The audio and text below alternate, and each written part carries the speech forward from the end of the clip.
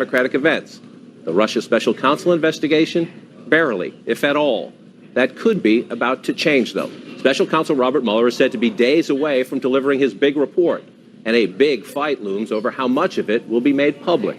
6 committee chairmen in the Democratic House wrote to the Attorney General William Barr just this weekend insisting it should be released, quote, to the maximum extent permitted by law.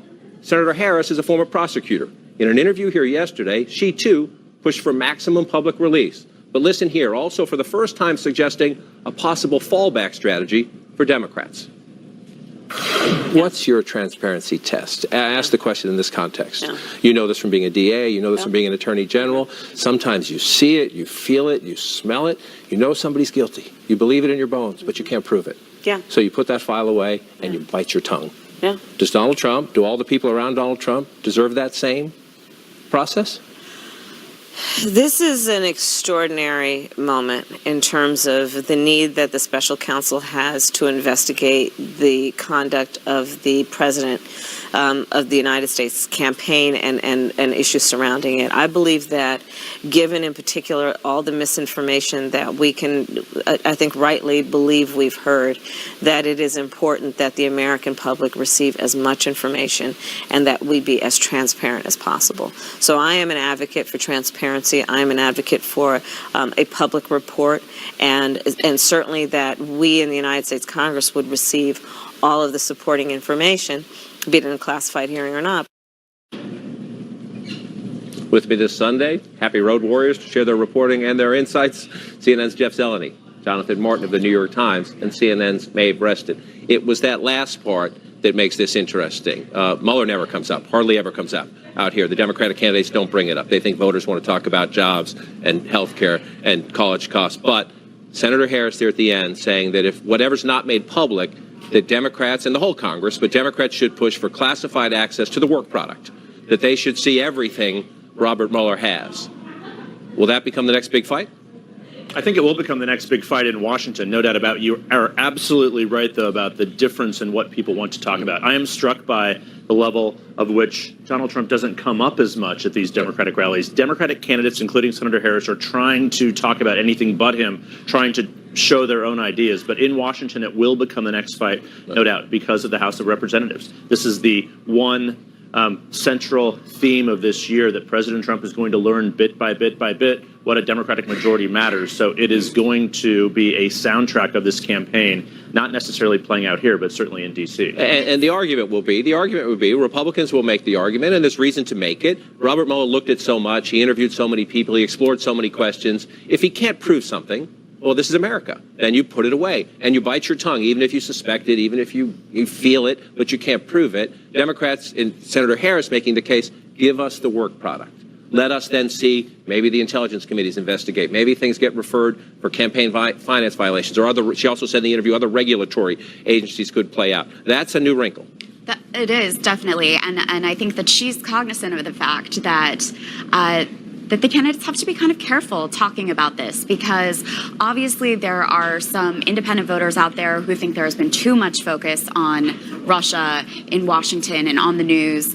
And, you know, even Democratic voters, a lot of times, as Jeff said, some of them, when I talk to them out here, they won't even refer to him by his name. They just call him 45. You know, like, they want the conversation to be about transparency, about access, about all of the things that they're not getting right now from the White House. And I think that the Democrats feel that that's a much stronger subject to talk about. But I tend to think, though, that if there is real news from the Mueller report, and that if there obviously at some point in the House becomes an impeachment inquiry, I think that's going to penetrate throughout the country, Sure. and the Washington conversation will, in fact, travel beyond the Beltway. I think right now we're just not there yet, because, let's be honest, there's been such a barrage of news and information about everything Trump and Mueller, various indictments and leaks, but there's not been a sort of major step like the opening of impeachment articles. And in most cases, it would just be a ridiculous conversation. Show us the investigator's work product. Right. You spend 2 years on something, you interview a lot of people, you might suspect things. When you can't prove them, you put it away. But there is some precedent here in that the president himself pushed the FBI to turn over all the Clinton email documents to Congress. Exactly. Jim Comey went public during the Clinton email investigation and talked about things. We're not going to charge her. We don't believe there's evidence to charge her, but we found this, this, and this. So do Democrats, if Senator Harris pushes this idea and other Democrats get on board, that, okay, here's what you release in public, but we want the rest in a classified setting so that we can at least review it, do they have standing on an issue where a year ago you would say no way?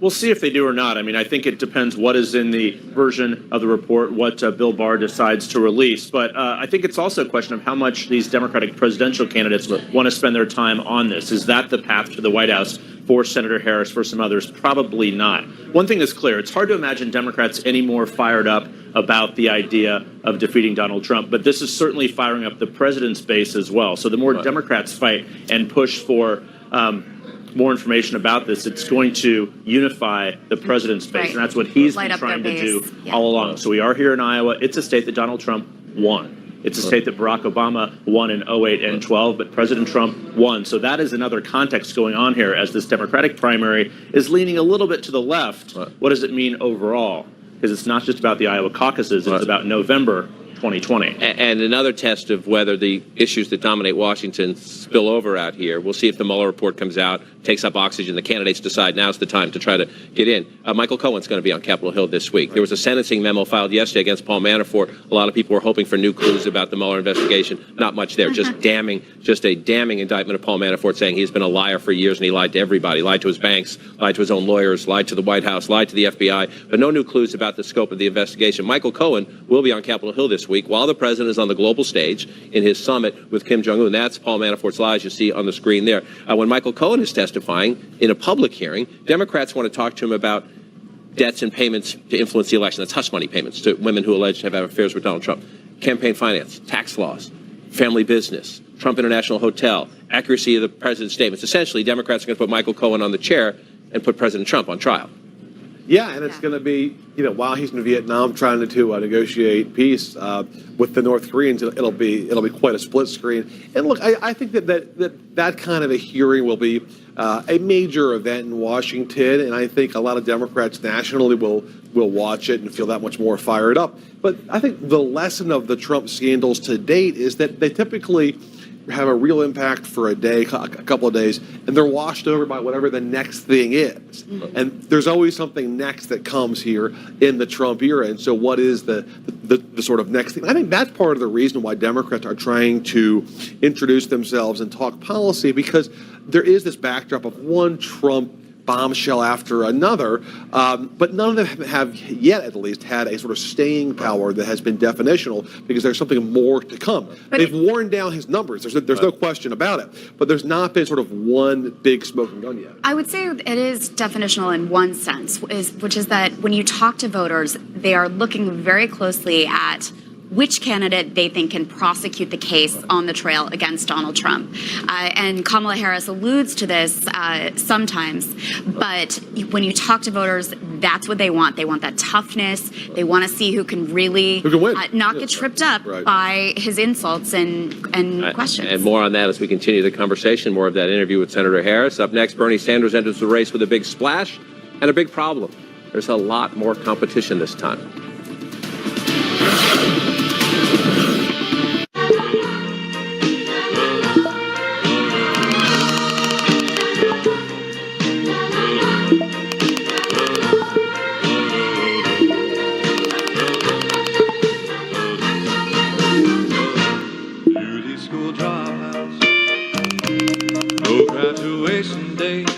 T-Mobile will do the math for you. Right now, when you join T-Mobile, you get 2 lines of unlimited with 2 of the latest phones included for just $100 a month. We've saved our money, and now we get to spend it our way. But we worry if we have enough to last. Ellen, our certified financial planner professional, helps us manage our cash flow and plan for the unexpected. Her experience and training gave us the courage to go for it. It's our Confident Forever plan. And it's all possible with a CFP professional. Find your certified financial planner professional at letsmakeaplan.org. You can do this. Here we go. Discover. Hi, I like your card. I love all the cashback and security features, but I'm not going to pay an annual fee. I'm just not going to do it. Okay. Okay. Discover has no annual fee on any of our cards. So it wasn't my tough guy act. No, we just don't have any annual fees. That's a relief. I've been working on that for a long time. If we had talked a month ago, that would have been a whole different call. I can imagine. Excuse me, sir. Can I please have no annual fee? No annual fee on any card, only from Discover. You're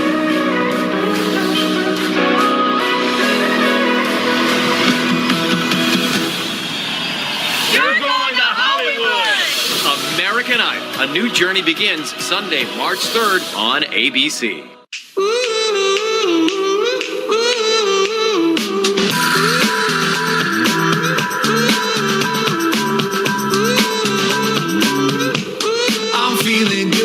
However you take your business card, make the most of it with more shapes, stocks, and finishes from Vistaprint. Now's the time to try 500 standard cards starting at just $9.99 with promo code VCNOW. Own the now with Vistaprint. Everyone's got to listen to Mom. When it comes to reducing the sugar in your family's diet, Coke, Dr. Pepper, and Pepsi hear you, and we're working together to do just that, bringing you more great-tasting beverages with less sugar or no sugar at all, smaller portion sizes, clear calorie labels, and reminders to think balance. Because we know Mom wants what's best. More beverage choices, smaller portions, less sugar. BalanceUS.org. Isn't what goes into your soup just as important as what you get out of it? Our broccoli cheddar is made with aged melted cheddar, simmered broccoli, and no artificial flavors. Enjoy 100% clean soup today. Panera, food as it should be. Your brain changes as you get older, but Prevagen helps your brain with an ingredient originally discovered in jellyfish. In clinical trials, Prevagen has been shown to improve short-term memory. Prevagen, healthier brain, better life. To be nobody but yourself in a world which is doing its best to make you everybody else means to fight the hardest battle which any human being can fight and never stop. Does this sound dismal? It isn't. It's the most wonderful life on earth.